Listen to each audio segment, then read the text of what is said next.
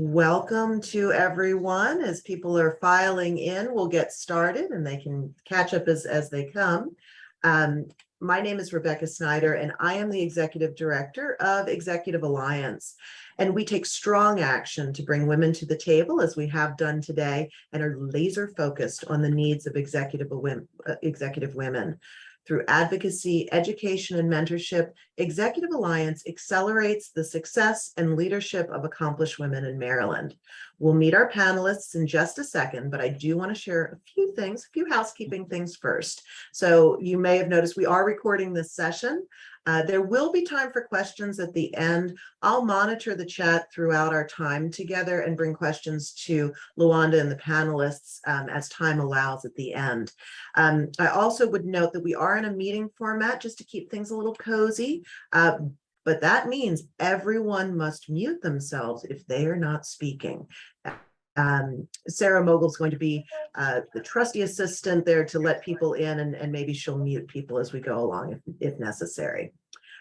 Before we get to our panel, I wanted to thank our partners. Executive Alliance really relies on the strong support of our partners, so we're able to bring this type of programming to you. Whiting Turner is our sustaining partner. We're supported at the advocate level with Wells Fargo, at our mentor level at PNC and Caring Transition. Our mission partners are Gordon Feinblatt, LLC, and Sandy Spring Bank.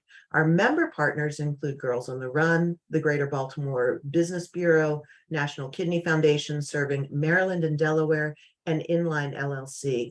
And we're also supported by our media partners, the Afro, the Baltimore Business Journal, the Daily Record, and I-95 Business. And each of these organizations does have a membership in Executive Alliance. We invite you to learn more about us at executivealliance.org.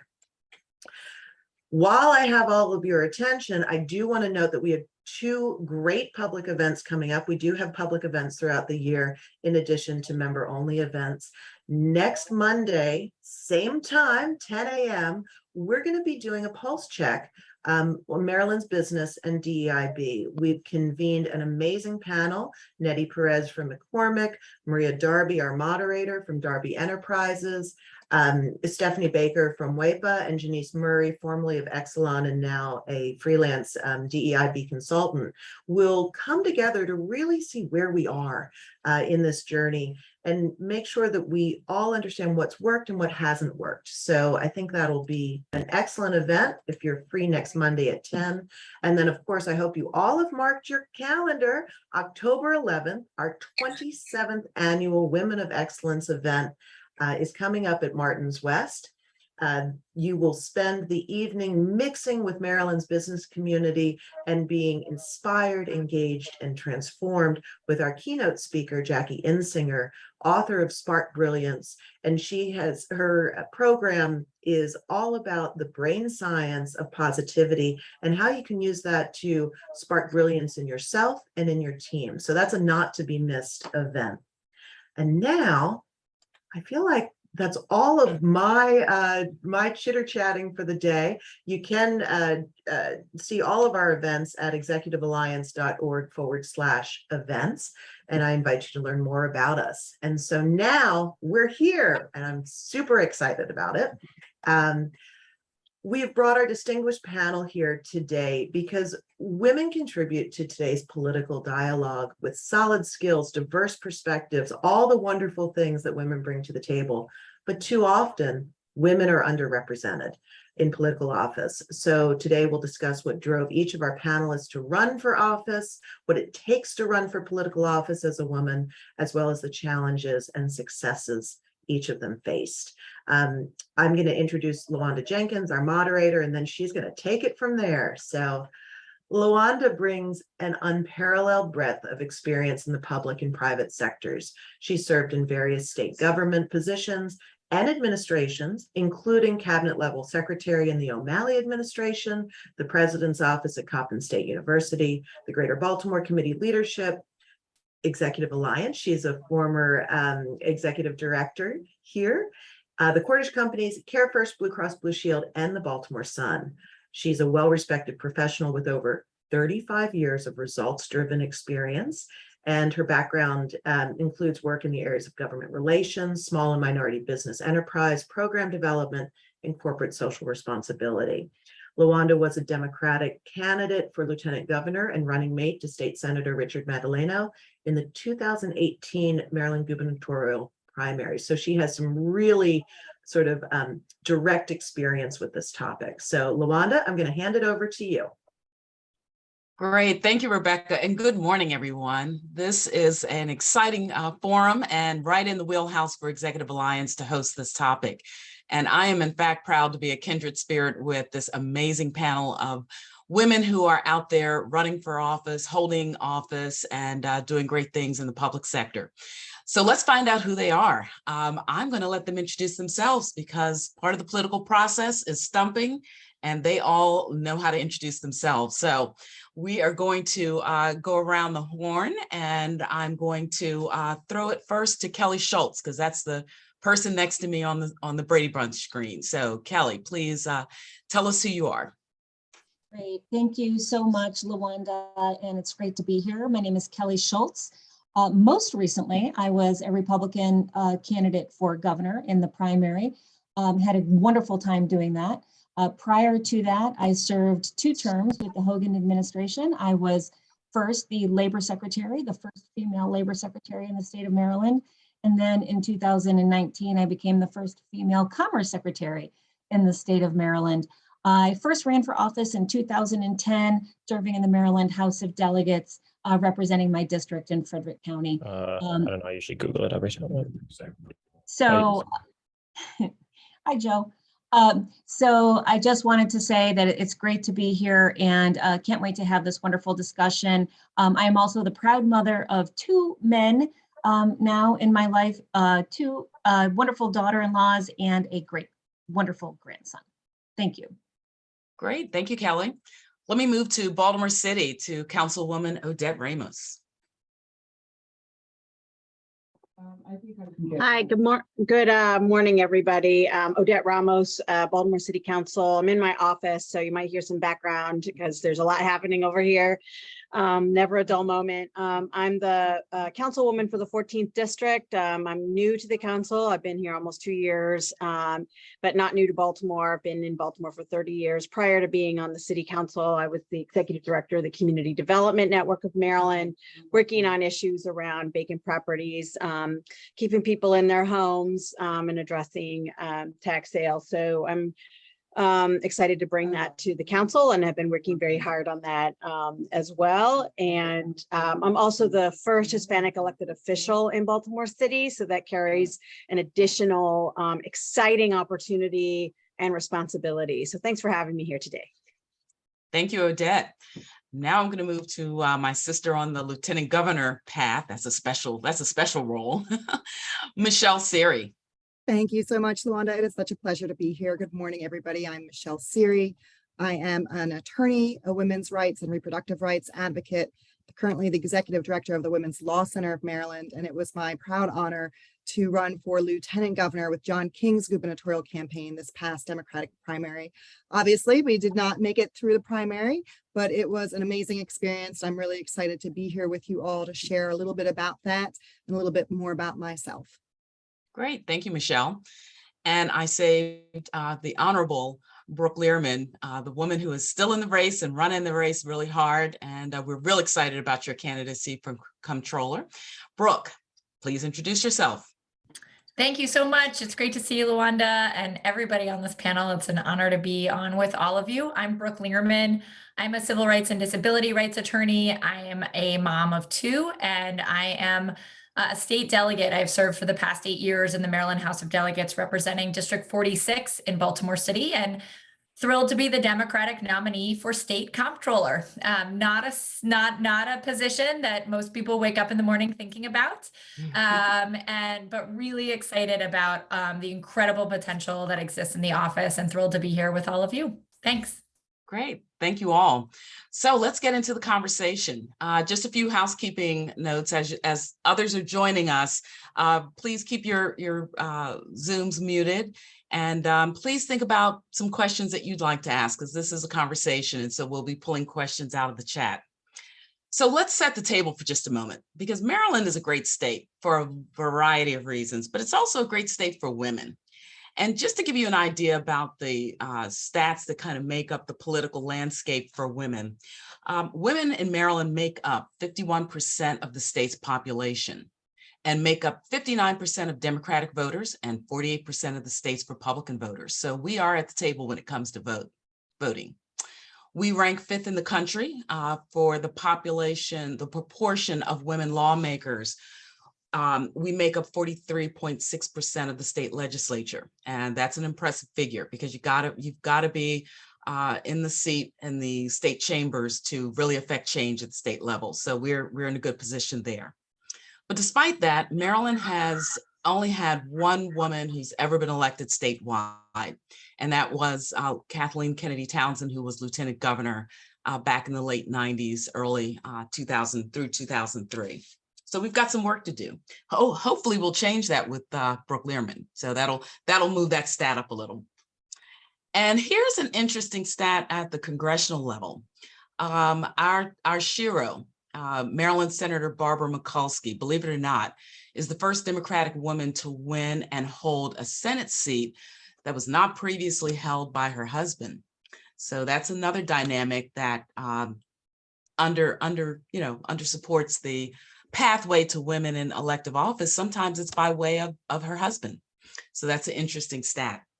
So before we get into the conversation, let's start off with kind of setting the tone and understanding and helping our audience understand what all is involved in campaigning. What are the day-to-day mechanics like for running for office in general, and particularly for a woman? You know, somebody explain call time to the audience. I'd love to talk about call time. Go for it, Kelly.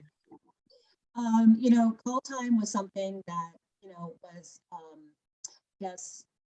different for me. I never had to do that in my previous role when I ran for office, when I was a member of the House of Delegates, but it became a part of my daily life. And it's all a part of having a great fundraiser, good advocates on your campaign team, and forcing you to do it.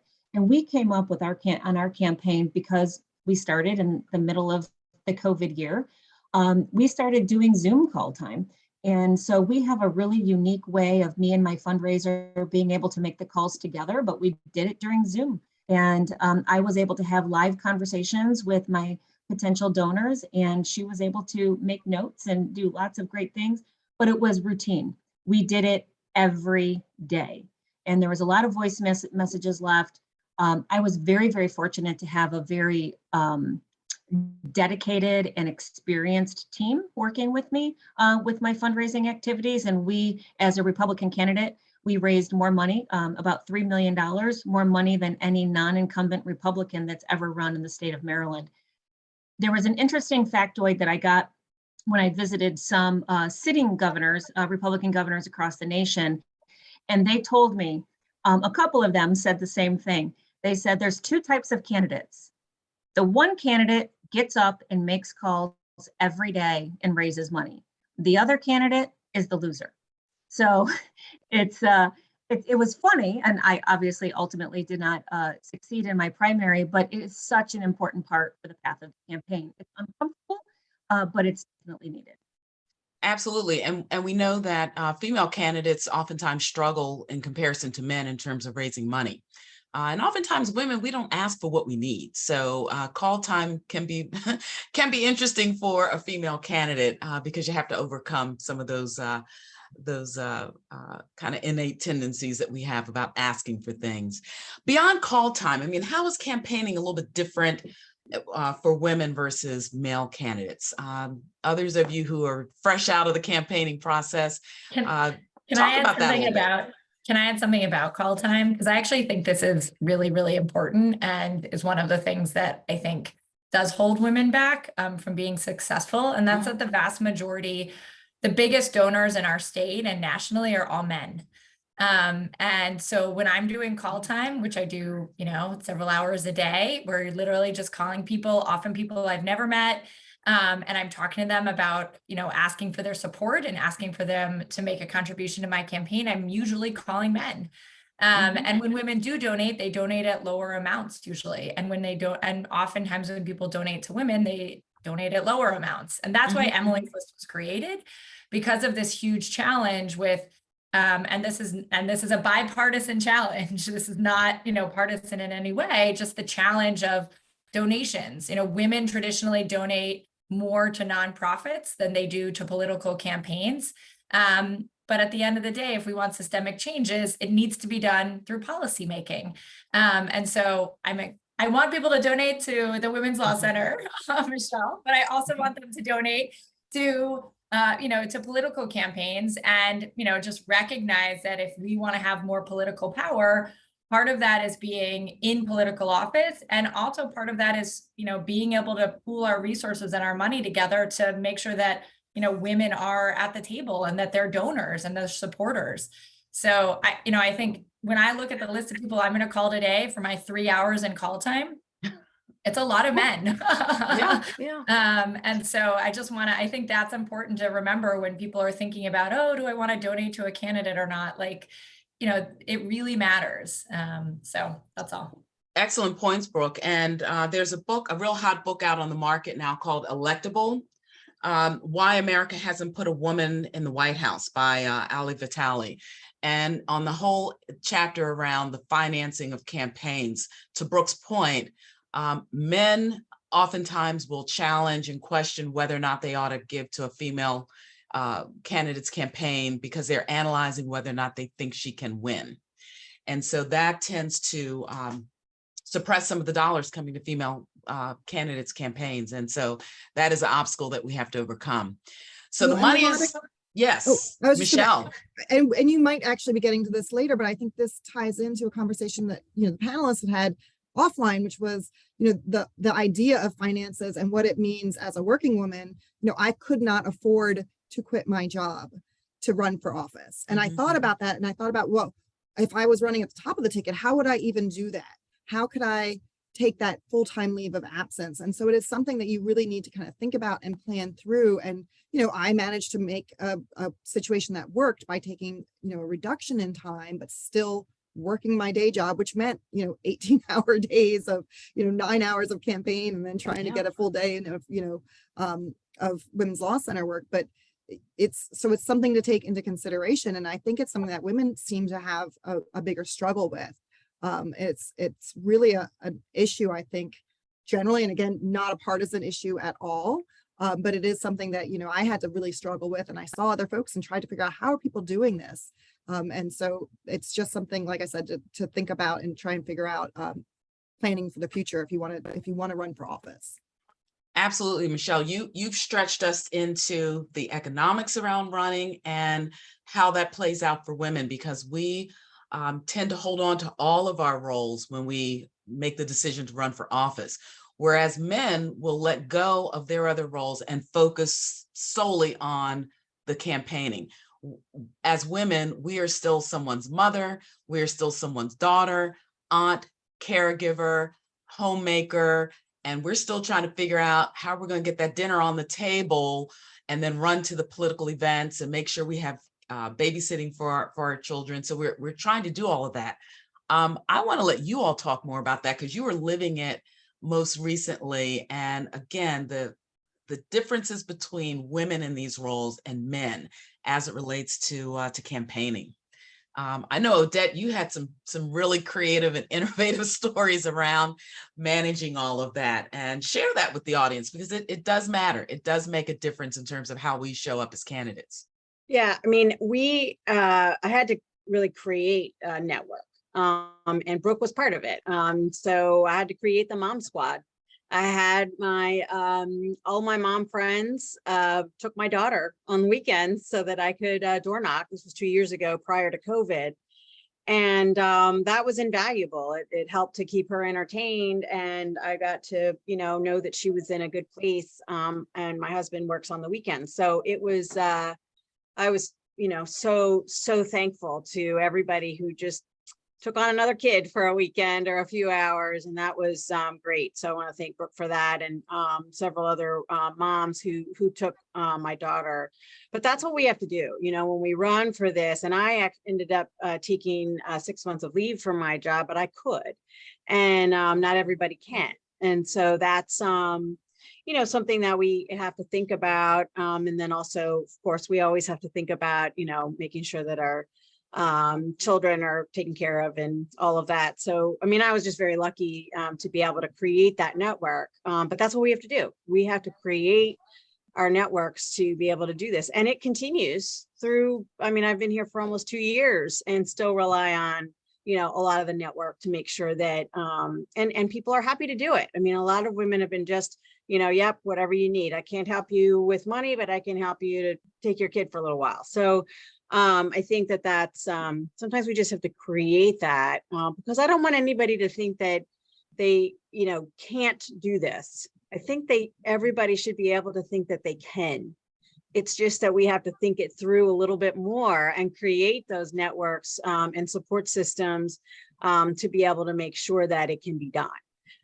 So I don't want the message to be, this is hard, so don't do it. The message is, this is hard, we can do it. You've just got to work to create. And here's some of the strategies to make it work for our unique situation. Yep. So now that we, I think that there, and I'll right just say, ahead. because we had this conversation offline too, that there's a season in each of our lives, and to be able to have that support system during that season that you really feel inspired and compelled to be a part of the political process while running for office, you can have that great background. I don't know if I was fortunate, if it was calculated on my part, but my children were grown by the time I ran for governor. When I ran for public office as the House of Delegates, obviously it's a much smaller, different scenario when you're running in a local district because the time is different and the amount of time that's compelled to do it. I left my job in last January working for the administration because I wanted to. There was a need for me to give the understanding of running full-time as a gubernatorial candidate. Now, I've gone through most of my savings, but it was a commitment that I was able to make because I thought it was important to do so. And I think we as women, we understand where we are at those different seasons in our lives and how we can make it better. And I'll Right. say, so it was a unique situation in that my husband was unable to participate in anything with my campaign because of his job. And so he could not come to any events. He was allowed to be in some photographs as long as those photographs weren't being used necessarily for fundraising. But it did allow me then to be very lucky and have him take care of a lot of things at home. We got a lot of Mr. Mom jokes, which were a little bit annoying.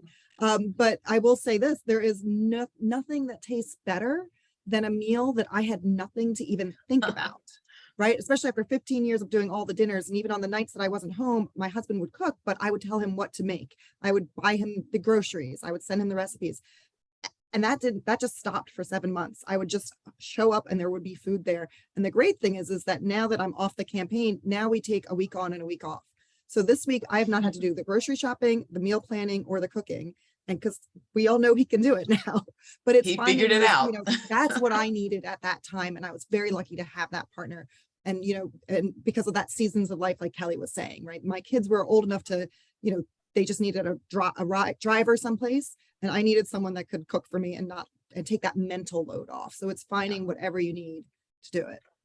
Yeah, Right. it's interesting. I will say I'm impressed that he cooks. Michelle, my husband, watches the kids, but definitely there's not food ready when I come home and get home at 10 o'clock at night. I'm eating bowls of cereal. And yesterday, driving to a fundraiser, I was making doctor's appointments for my kids for their annual checkups. So it's but yeah, it's definitely a team effort. I just texted my siblings today to see if they could watch my kids on October 1st because my husband's going out of town and I have a whole weekend of events. So it's Lots of logistics, but we're good at logistics. So, so better us. Yeah. Brooke, you just reminded me of some advice I gave Michelle as she was running for lieutenant governor and riding around the state. I said, girl, let somebody drive you because you need that time to make those phone calls, to shore up all your personal stuff, just to take a breather. You can't drive across the state and be ready to, get out and shake hands and stomp. But Luwanda, you know what happened? I took you up on that advice and they just had me do call time while I was in the car. Yeah, that happens too. I know it's an ongoing thing. Technology allows us to do all of that.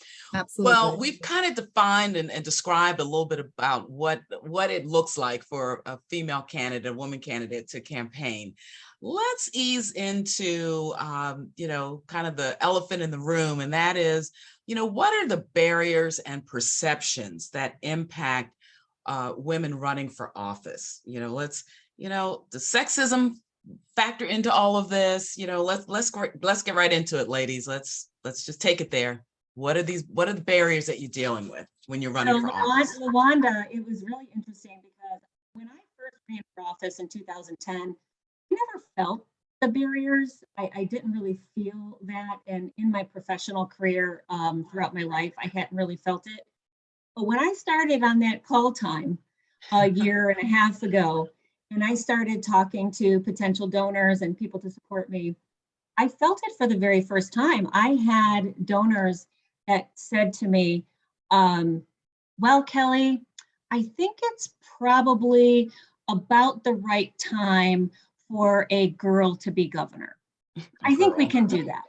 And I'm like, really? And I'm sorry, but my little lady, my puppy is not being very supportive at this point in time.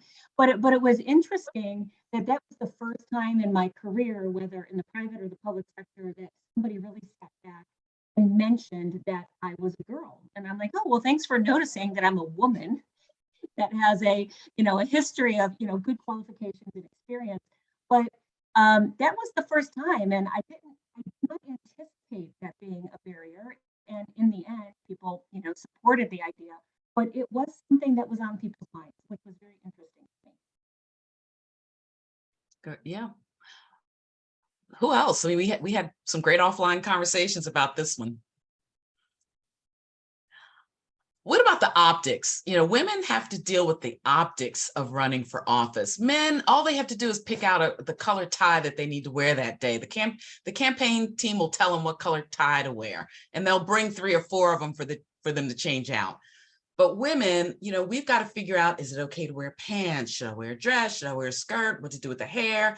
Makeup, what's too much? What's not? I mean, women get judged by different standards than men.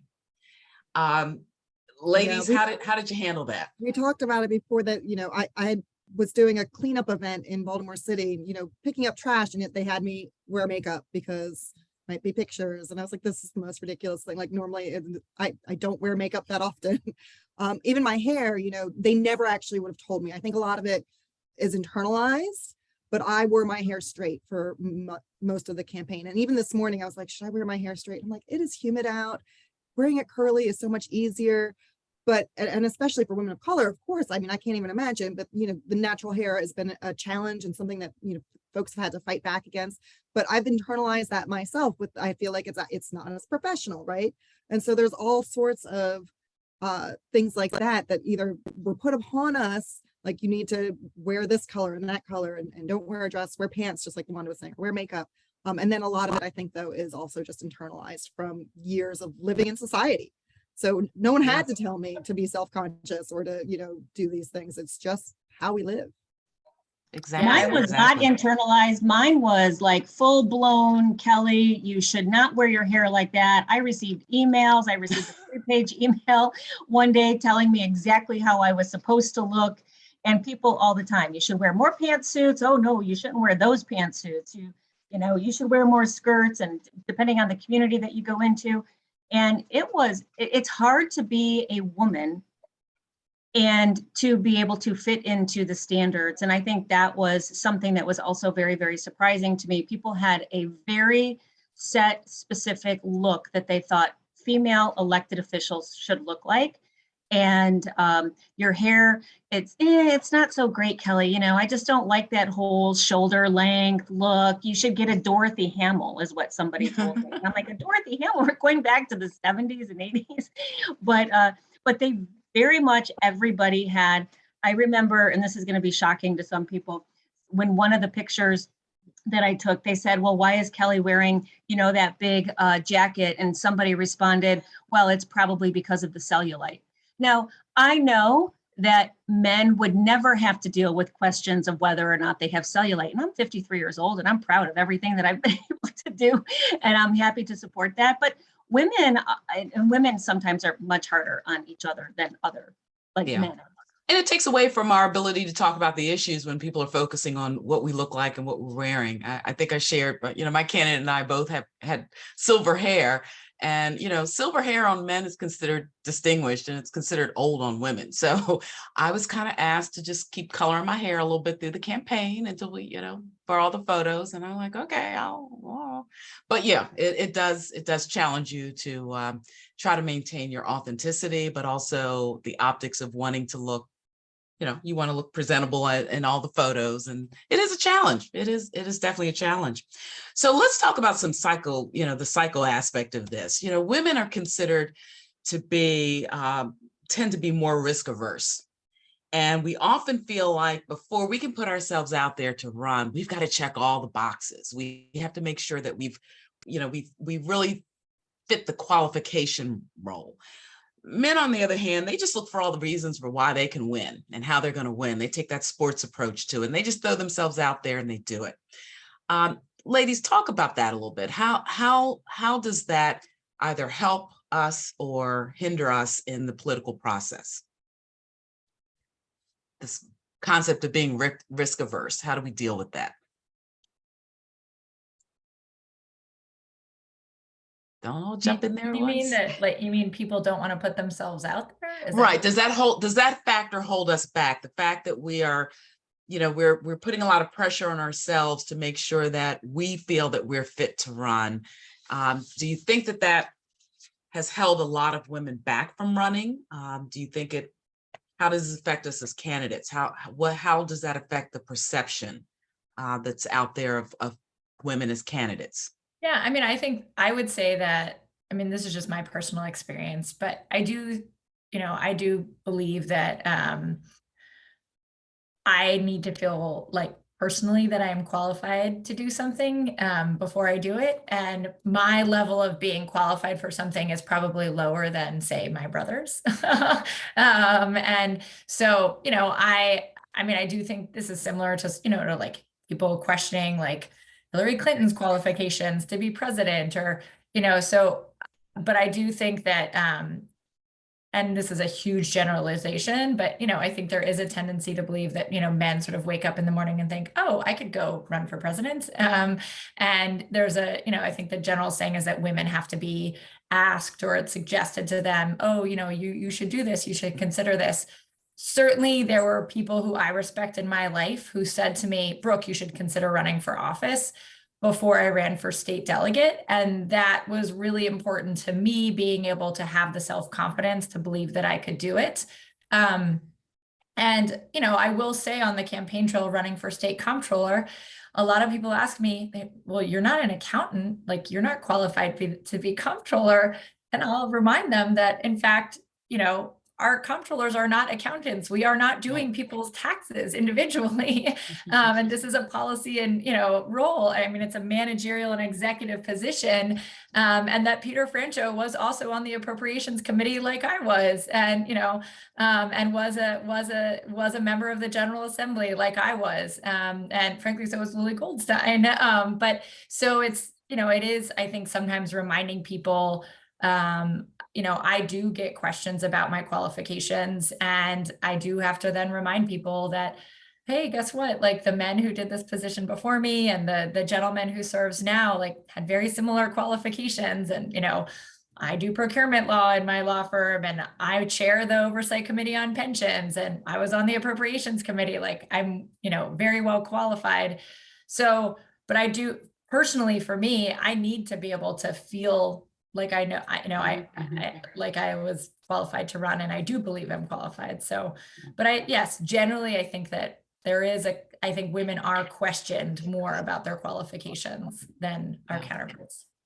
And Brooke, thanks for sharing that, because so what has the response been when you run down your qualifications and draw the contrast that the previous comptrollers were not CPAs? What kind is it like? Okay. What kind of response? Depends on the person. It depends on the person who's asking it, right? Like if some people are genuinely like, they don't know what it takes to be comptroller. And so they're like, don't you need to be a CPA? And I'm like, no, actually, like, I'm not doing people's taxes. We have a huge agency. It oversees Board of Public Works and pensions and all. And Peter Francho is not a CPA. He is also an attorney. And people are like, oh, okay. And, sometimes people are like, got it. I understand. And that's just sort of that people don't understand what it is to be comptroller and what the job entails, which is why it's such an important part of my stump speech, explaining what on earth the comptroller does. And then there are just people who are just looking to tear me down, right? And so it doesn't matter what I say. And this is just their way of, they're trying to oppose me, but do it in a way that makes it feel objective, and not simply sort of sexist and derogatory. So, I try to meet people where they are, and give them the facts and the information. But at the end of the day, life's short. So and staying on the high road, because exactly. I also think it's different for statewide office versus local office, right? So I think I'm the only panelist just at the local city council office, and I didn't need to be asked. I was going to do this anyway, but also in my district, it's women that have been in leadership. So it wasn't that big of a deal. But I do think that, when people are thinking about, higher office, it's, we get a lot more scrutiny, because in the local offices, we've been in the community, people know who we are. Yeah. So when you're going somewhere where you really haven't been, or that, you're running in a larger area where you're not so familiar, then I think that's where people start to question your qualifications. So I think it's it kind of depends on what level it is. But I didn't feel that at all, but that's just because I was in the community all the time. People knew who I was. And so, if I decide to go into higher office one day, then, that might come into play. As well. But I do think that women are more scrutinized about qualifications than men are for sure. So I think that it's definitely clear, but I think it depends on the office as well, and where you're headed and how you're doing it. Now, the other thing is that one of the big things to do is to actually be involved in community. You can't just decide to run and you have never been involved before. You could, but it's harder if you just show up one day and people are like, who are you? What are you doing? So it's, on the path, if you're thinking about running, to actually get involved in the community association or volunteer for a local organization, or be, because that's actually part of how you build your constituency moving forward anyway, right? And then moving up from there. But I also think, just to stay on this issue of higher office, I'm grateful for my colleagues on this panel that have said, I'm gonna I'm gonna leave my job, my secretary job or my delegate job, because I'm gonna take the risk and then run for higher office. And that's actually a decision that some of us in local government have to figure out. Wow, I'm really doing well right here. Does it make sense to move up, and I may lose my position? I may lose, and what's that risk, right? So there's a little bit of other thinking there as well. Odette, you raised an excellent point about the local level versus statewide level. And I'm going to follow up on that in just a moment, but I think I heard another panelist coming in, and I want to get that perspective. Well, I was just going to say, so I originally had kind of been thinking about running not for statewide office, for state delegate position. And I was really scared, and I was thinking, am I qualified? And I had all of these barriers that I had kind of made up in my mind as to why I couldn't do it. And so what ended up happening, and what I would recommend to anyone on here who's thinking about running for office, is find a friend that you really trust, somebody who understands these issues, and sit down with them and just talk about it really objectively. And I did that with somebody, and it was amazing how she just took like each of these barriers that I was like, well, I'm in this nonprofit and I'm this and I'm that. And she just kind of said, first of all, you're jumping 6 steps ahead. So like, let's not worry about like the actual election date right now. Let's just look at this issue. And so we looked at the first issue of my current job, and she addressed like, this is how you can do this. And we went through, and it made it much more manageable. And that ended up not happening because redistricting happened and I couldn't do it. But once I had put out in the universe kind of that I was interested in running for office, that's what led to me, talking to John, and John asked me to be his running mate. But it was having that really frank conversation with someone that I trusted. And if she believed in me, who am I to doubt her judgment? So that's kind of, I rely on the faith and confidence of others sometimes when I don't have it myself. And I highly recommend doing that. And I highly recommend forming just, Odette had her mom squad. I had my kitchen cabinet, and it was, 5 women that I really, really trust from different sectors, 4 different counties, different parts of times of my life. And they all were able to keep me honest and prop me up when I needed to, and also tell me, yeah, that's a little crazy, but keep going this way. Great. Luwanda, would it be great? Yeah. I'm going to say something a little controversial here, but wouldn't it be great if the voters out there were actually looking at the candidates based on their qualifications? Oh, what a novel idea. What a novel idea. So I think women, as was mentioned before, I think we're very concerned about what we have done. We try to rack our lives up to be able to gain the right amount of experience, to put the best foot forward, to run an election based on policy and issues, because that's what's really important to us. And then somewhere along the line with the actual voters, they're not looking at those policy positions and that experience that we bring to the table. There's all of these other factors that come into the conversation. And I would just promote to all candidates, whether they be female or men, continue to talk about the issues so that voters can be educated on exactly what they're voting for. Absolutely. I would love to have more women on both sides, because then we can just take the whole gender dynamic out. And if we have 2 women running against each other, I think that's ideal. That would be a beautiful thing, and would definitely take that gender piece out. The local level perspective is something that has been talked about. Well, maybe not talked about, but emerged. Maryland has done a lot of work around this, and apparently women in Maryland feel very connected to the local level political role. And Odette mentioned this from her perspective in city council. And the reason for that was cited is the fact that women tend to feel more of an allegiance around the local perspective and making things happen at the local level, and being able to affect change and having that close constituent connection. And here in Maryland, we seem very comfortable with female county execs and mayors and council members. That is where women seem to do very well there. It's when we try to move up to that statewide level that things just don't seem to, the road is a lot tougher for women when you're running for statewide office. And if you look at the national level, we had more women running for president of the United States this last cycle than ever. And Elizabeth Warren was the last woman standing, and it just became inevitable. One by one, we could not garner the support to break through those ceilings. So, that's an interesting perspective too, in terms of, is it the risk averse? Is it safer at the local level? Fortunately, on this panel, we have 2 women that were in the House of Delegates and then moved up to running for statewide office. Is that a safe path for women? Conquer something at the local level and work your way up. Any thoughts about that?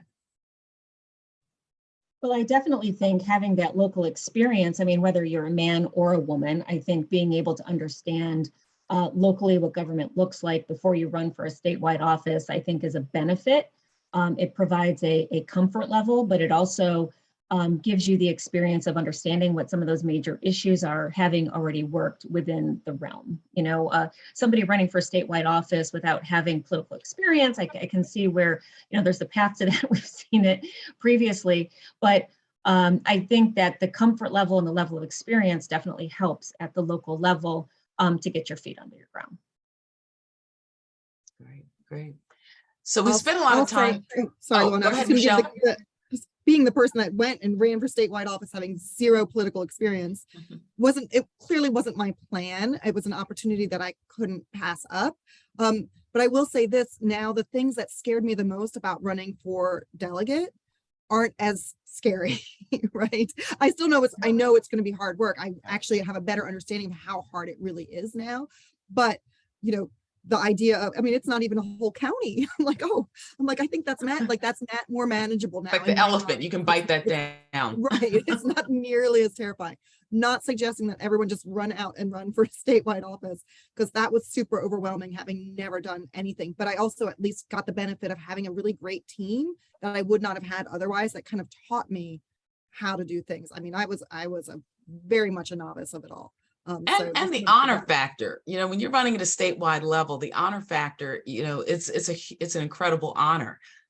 And I remember, you know, when you're running for statewide office and you're hitting all those town hall meetings and you know, those forums, the candidates running at the statewide level get a little mic time. And I remember it was just an incredible feeling of camaraderie for me to be able to shout out in the room some of the other women who were there, who were running for, you know, the county council seats and the register of wills and some of those other I mean, and it was just a lift to all of us in the room. So, you know, that's a very unique experience. And I think we're all very fortunate to have had that.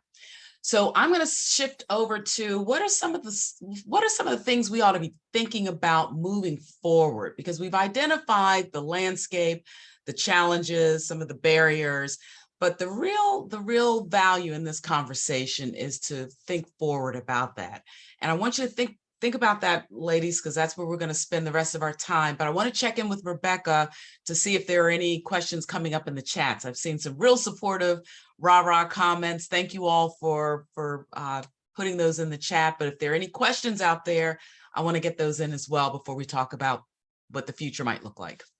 Well, some of the questions that we've received so far are really about, like, how do you get started in this? How do you, you know, what makes it worth it, and how do you get started? And so I know we could spend an hour just on those questions, but maybe address those before we get into the next segment, and keep your questions coming through the chat, either privately or publicly. Okay, let's spend a minute talking, and I think Michelle just talked about the process of how you decide, you know, to just get out there and do it. But would anyone else like to comment about the deliberative process of what it takes to think about this and actually get out there and do it?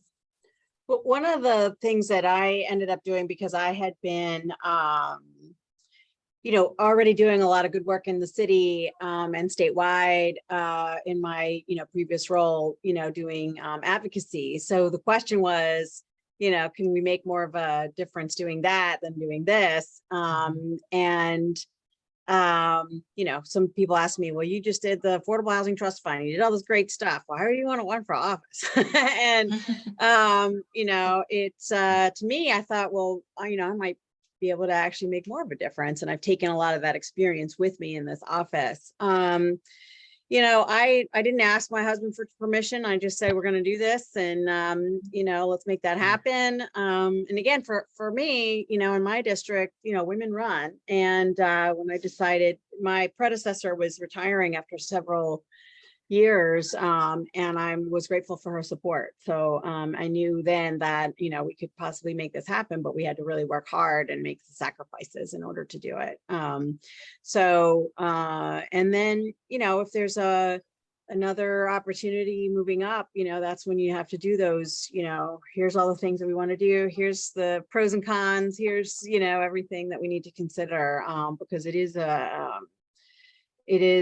it's a lot of sacrifices. So just have to make sure that you've got all of the supports around, and then also that, you know, there's a path. I think that's also critical.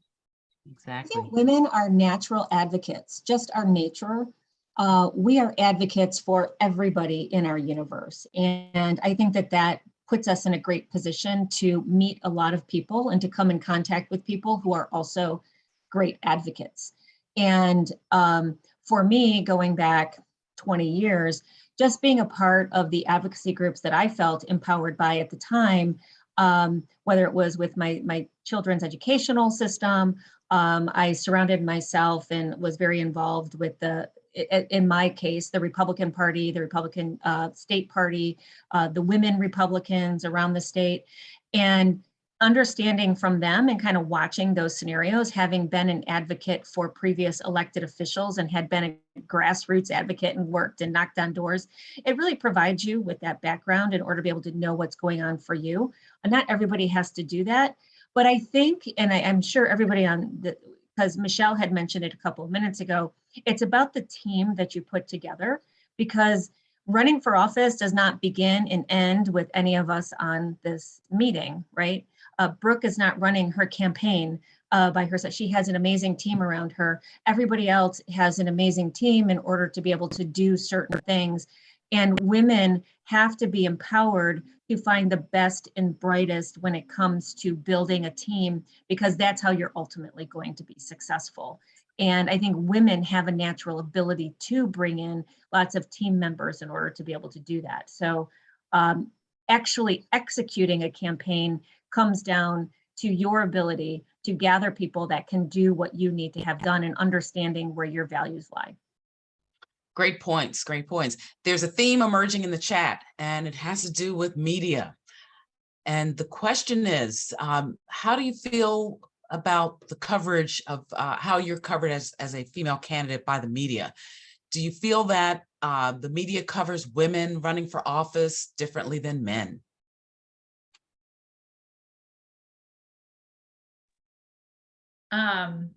I don't know. That's a good question. I think it depends on the media outlet. It depends on the office. I mean, I think I don't know how to answer that. I think, all of you are, take in the media as well. And so you might have thoughts on how the media does. I will say, I have been asked what I consider completely inappropriate questions by members of the press. That I basically refuse to respond to, about how can I balance being a mom and running for and being comptroller, things like that. And, Things that they don't ask men. Men right. don't get And asked. I said, did you ask my male colleague, like men who are running for governor that? No, of course you didn't. Like many men who are running for governor had, children. But that was, sort of, that did not get published, obviously. But it was, I think that there are still, I do think there are differences. I don't know I think it depends on the reporter, and it depends on the coverage, and it depends on the media outlet. But it can be hard, I will say, for me, for anybody, to tease out what they're doing based on gender versus what they're doing based on, some other circumstance. So I'm not entirely sure, to be honest. What are some of the other experiences that you all have had? I mean, Kelly, you were running for governor, so obviously you got a lot of media coverage and a lot of media attention. What was that like for you? Did you feel like you were sometimes unfairly questioned or covered by virtue of being a woman versus the men? I don't think that really came as part of the questioning or any sort of a media bias. I did not feel that, not with the media, not like some others. And obviously I wish the media would have covered some other things that wasn't covered, but they didn't. But I think what I mean, though, that it's hard to tell sometimes, right? Yeah, it's hard want to tell. them to say other things, but I don't think it's because I'm a woman necessarily. I don't think it was because I was a woman. I'm going to go out here on a limb for something and say that, maybe it matters who runs some of the media outlets.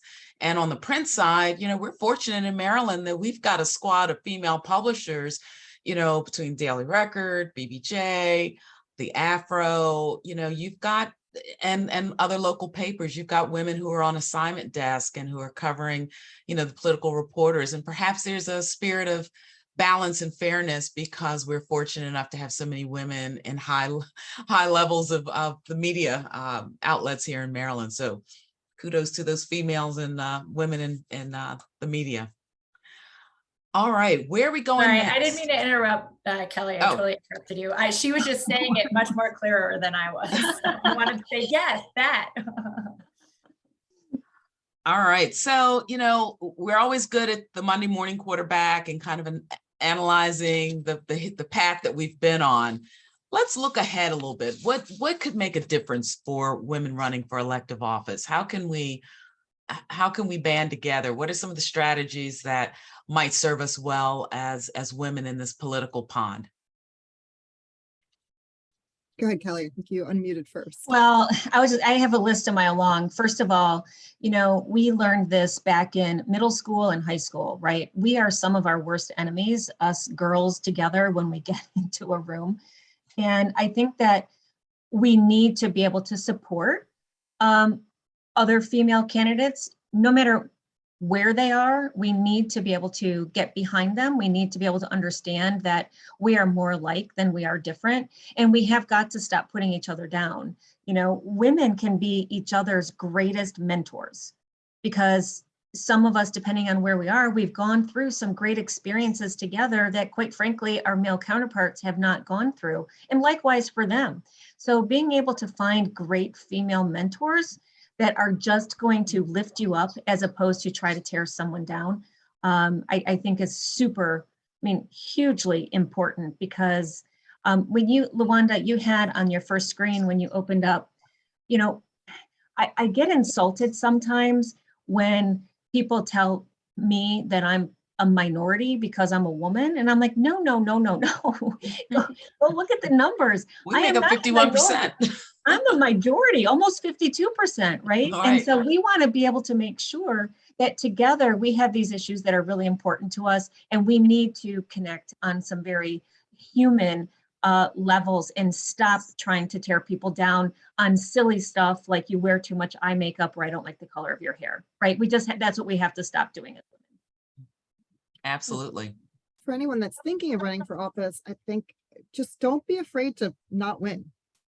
It's that simple, right? Like, if you really believe in it and you really want to try and make a difference, then you have to be able to put yourself out there, even if you think you aren't necessarily going to win, because those perspectives, those voices, those issues that you raise are going to feed the conversation, and it's going to be important no matter what. So just, we talked about earlier, women have to, we feel that we have to be 100% qualified for something. I think we also often feel like we have to be able to win to do something, and that otherwise it is a failure. But I feel I am so fortunate and so grateful for the opportunity that I had.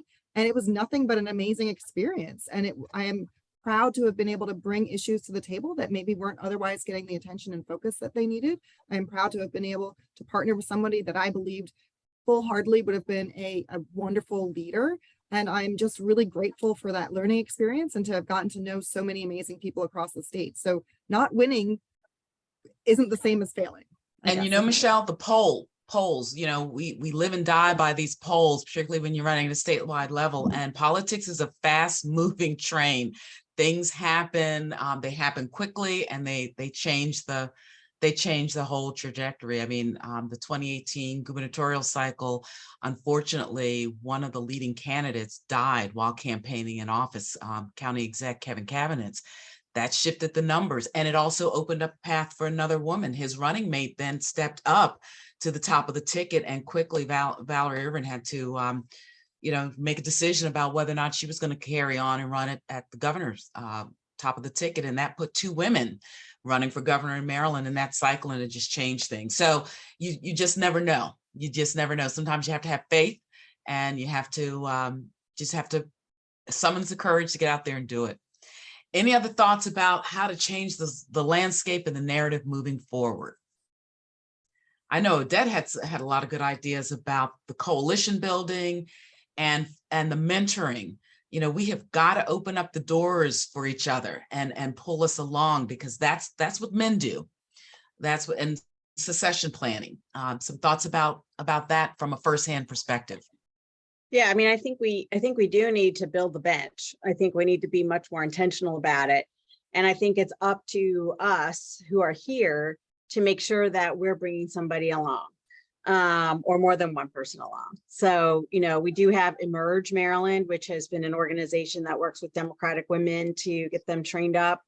The challenge there is that you're trained to run for office, but then you are on your own in terms of, you know, the support, the grassroots and all of that. So that's where Baltimore Women United came in 4 years ago. God, longer than that now, for many of us, and Brooke being the initial founder of that, and I kind of took it on after that. And then you know, some of us in the Latino community with Latino leadership are working on a way to make sure that we're recruiting and supporting Latino candidates across the city, or excuse me, the city and the state. And so that's how the narrative changes, is because then we move up, we bring people with us that are going to continue the work. So we just have to get more women elected, period. And I think that that's upon us to work through that and make sure that we are part of that, if not instigating that work. Now, it worked in my district, right? Mary Pat Clark, Councilwoman Clark, and Maggie McIntosh, you know, in the 43rd district, built that bench. They knew and worked with us to take their places, right? Well, you can't really take their places, but you know, Right. to succeed them. Succeed them. But you know, so we have to do the same thing. We have to bring others along. And I don't know that that always happens. And so I think, particularly again, you know, in the Latino leadership space, you know, at MACO, which is a statewide conference of elected leaders, there were 2 Hispanic leaders, me and one from Montgomery County. And that's totally unacceptable, right? So we absolutely have to do better about, you know, when we bring people along, when we move up, and then work to change the narrative that way and encourage, you know, others. You know, you can move up in different ways. It doesn't have to be the political spectrum. You can, you know, move up in your business, work, or in your, you know, community organizations, and that just changes the narrative. So doing that bit broader support is going to be important, because I mean, like was said earlier, sometimes we're hardest on other women in a negative way. We should be, you know, hard on women in a much more positive way, like, come on, let's get this done, you know, as opposed to, you know, breaking us down. So it's something that we're going to have to work on. Kelly, is there a Republican equivalent to Emerge, if you're aware? They're mostly centered around, Michelle, around the Republican women's organizations and the state party itself. So they have small outlets where they have different types of training operations, but mostly it's through the Republican Women of Maryland that do those types of trainings, and they'll do semi-annually and with many of the clubs. But can I just to say, because we're going to run out of time here, Lawanda, I just want to say this to all of the strong women on this call. And I know that this is something that you have garnered through your experience. But one thing that I would mentor some young woman that comes into my life is keep a good sense of humor, because most of what's being said out there and on the campaign trail, you just have to laugh it off, and you have to laugh at it and not internalize it. And we sometimes internalize things way too much. Just very quickly, I was newly elected in 2010, walked on the floor of the House of Delegates, and obviously this was 12, 13 years ago, so I was a little younger back then. And one of the members, a current member, but he was a veteran member, he came up to me and he shook my hand as we were walking in to go, right, Cheryl, Kagan, and Brooke, to go say our oath of office on that first day. We're walking into the chamber. And he walked up to me and he said, "Hey, great to meet you. My name is, and who do you work for?" We've all been there. And so I shook his hand, and I'll not mention his name, but I shook his hand and I said, "You know what? I work for this great new delegate. Her name is Kelly Schulz, and I'm sure she's going to be happy to meet you." And so we took our seats across the chamber from each other, and we're staring at each other. And I stand behind my chair, and he stands across in his chair, and he's watching me hold my hand up. And he says, "Oh. S-H-I-T." And I'm like, right? And so, you know, but we laughed about it. We became very good friends after that. But there's lessons, and there's a way to provide humor into those situations as women, as opposed to taking deep offense, because some people are not as progressed as humans as we are, right? You got to laugh at yourself, or else we'll be cast as mean women, so that helps too. So Kelly, thank you for segueing us into our wrap up. So my wrap up for this amazing panel is for you to impart one thought to the audience, and you can either opt for a lesson that you've learned from this process that you want to share, or your greatest hope for what this process for women looks like moving forward. And then we're going to let Rebecca do the commercial plug for Executive Alliance and talk about all the wonderful forums coming up next. So who wants to close this out and get us started? Either the lesson that you've learned that you want to share, or your greatest hope for moving forward for women in this political space. Don't make me call you out. Brooke, you're looking like you've got Sure. something I'll there. just say, I mean, I'm sure there are 1,000 things I could say, but I think what Kelly said, to have a sense of humor, is totally true. But I also think persist, right? Like, just keep going, build that team, keep your eye on the ball, and just keep going. I also think, one thing that is worth remembering always is that, we all have an important role to play in public service in our state and in our country. And everybody, whatever your role is, it's really important.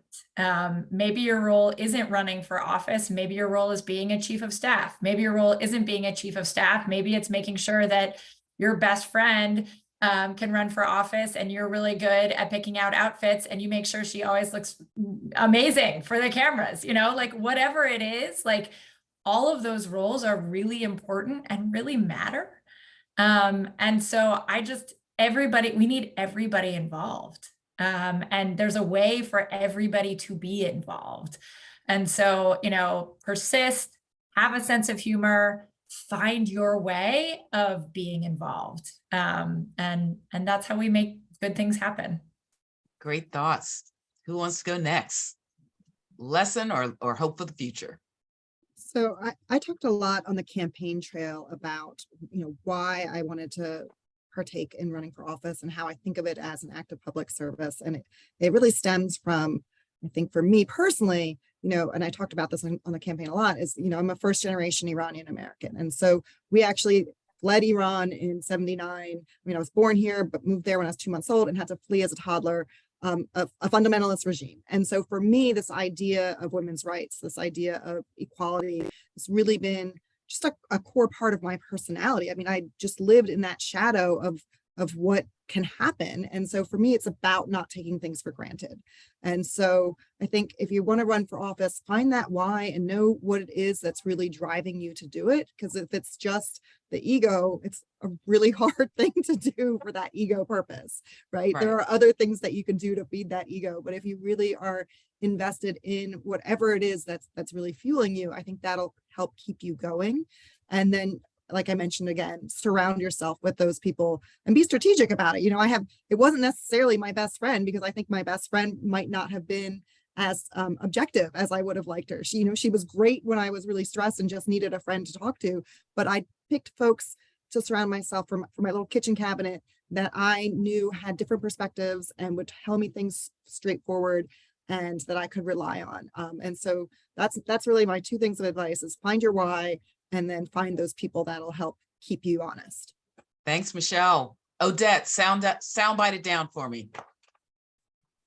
I do want to recognize Senator Kagan. I'm glad that she's on with us. Thank you. I was going to give that shout out to some of the other electeds who are on. Certainly has been, a champion for women, and she's, very outspoken and done a great job, I think, in the Senate, and she supports all of us. That's what we need, are people like the senator who, I mean, she came here she knows us. She didn't have to come here, right? But she's here, and it's great to see her. So I appreciate your time, Senator, and thanks for everything you're doing.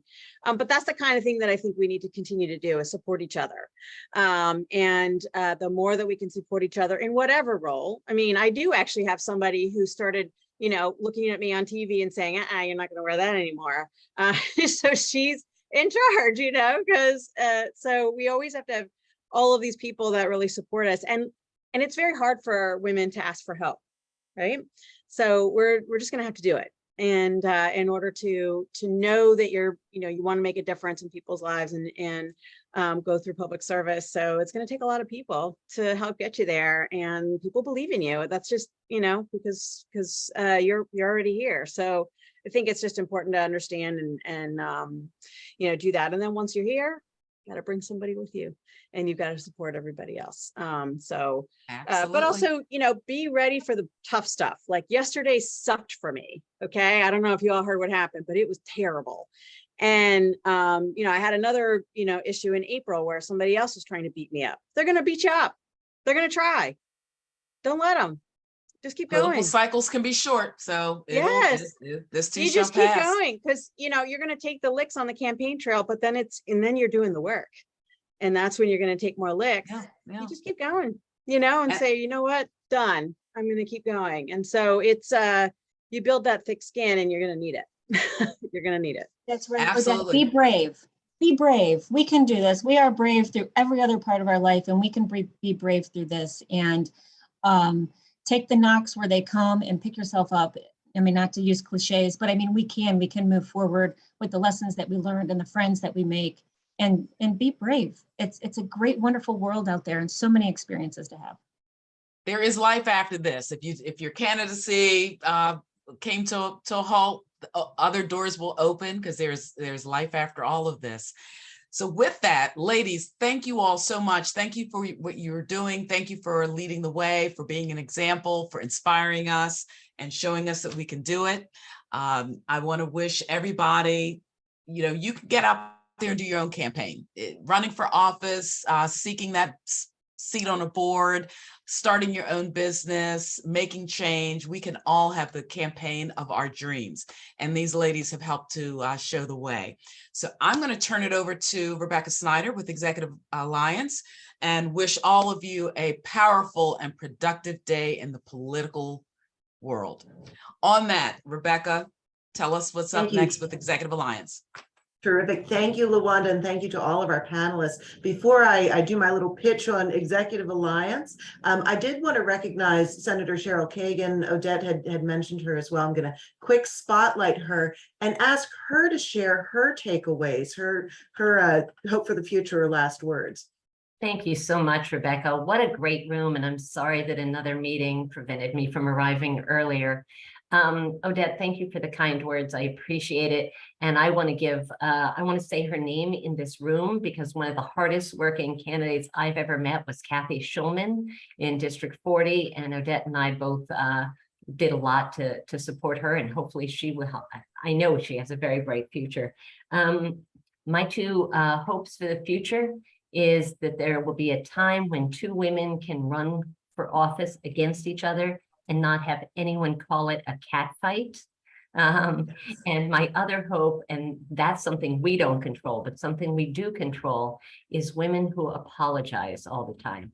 Don't apologize for taking up space. Don't apologize for disagreeing or for having a new idea. We've got to be bold and strong and ferocious, and bring your badass self, and you will thrive and make a difference. Thank you. Those are wonderful. Thank you, Senator. What wonderful words to go out on. And my only regret is that we didn't have more time to get to everyone's questions. Such substantive conversations in the chat and questions sent over. We have recorded this session. It will be available. I'll send it to everyone who registered. So, and you can share it with your daughters, and people can share it as they like. Just one last piece, Executive Alliance really does seek to change the conversation about professional women in Maryland. Our website is executivealliance.org. I'd urge you to pop in for our DIB Pulse Check next Monday, the 3rd at 10 a.m. It's a free program by Zoom. And of course, I'd love to see you all at our Women of Excellence event, October 11th at Martin's West. And you can see all of those at executivealliance.org/events. So with that, thank you all so much for coming out and being part of the discussion. I look forward to the next one. Take care, everyone.